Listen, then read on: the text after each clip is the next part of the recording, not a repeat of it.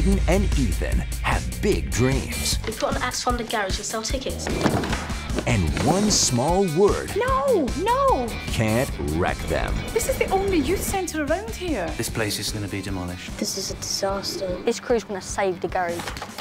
How does it feel for it to have such a massive amount of publicity around it? It feels good. I mean, it's like, it's cool to have that people are seeing it and they put it in a lot of cinemas and stuff. That was neat. And it's cool to show a bit of London that feels more real, I suppose, then, because a lot of the time you see London, like in cinemas, it's like thatched roofs and like the Houses of Parliament and Tower Bridge, and there are so many different parts of it. I think my favourite bit of the film was probably the Space Invaders scene.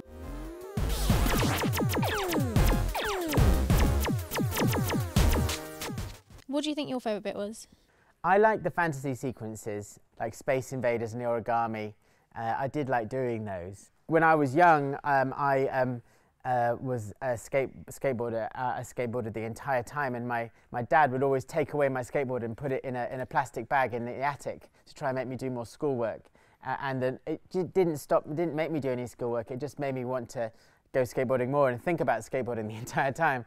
So wherever I would look, I would see things to skate and do stuff like that. So that's what, for Akai's character, that's why the fantasy sequences are there. When you daydreaming or something, you know, it's so powerful what you can think of. And I just wanted to try and show it. So that was really fun to try and do that. I mean, I love directing and I love storytelling. So what advice would you give me about a career in directing? I mean, YouTube is a good thing. You know, YouTube is really fair. You know, I didn't go to film school. No one taught me really anything. I just started putting up on things on YouTube with my friends, and then people saw them. And that's kind of it, you know, just make things, you know.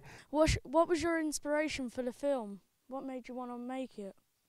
That's a really good question as well. I mean, it's a bit like, a part of it was not the times when I wasn't allowed to do what I could do as a kid. There's a little bit of politics in there, but not too much, like about the cutbacks and, you know, austerity and stuff like that. But, you know, they are shutting a lot of things, and I just can't believe, it does make me kind of angry. But I didn't want to do a kind of angry film. I just wanted to have it in there and just make it blatantly obvious that it's a bad idea, rather than, you know, kind of talking about it, just showing it. So that was fun to do that.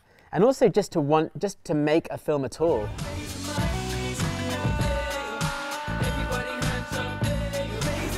How come your CDs are so massive? Because they're records. Vinyl. Vinyl. Are you going to make a second one? A second All Stars. It's interesting because, you know, they've changed.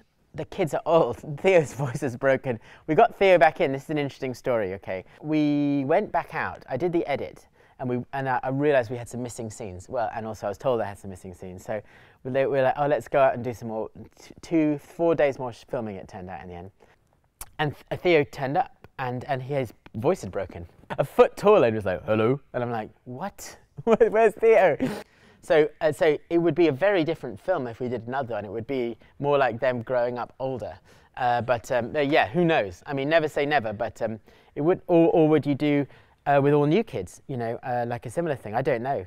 I think it will just be seeing how it all goes. But I certainly like to make more films with that kind of subject matter for young people. Thank you for a nice interview, well done. Good job. Good job.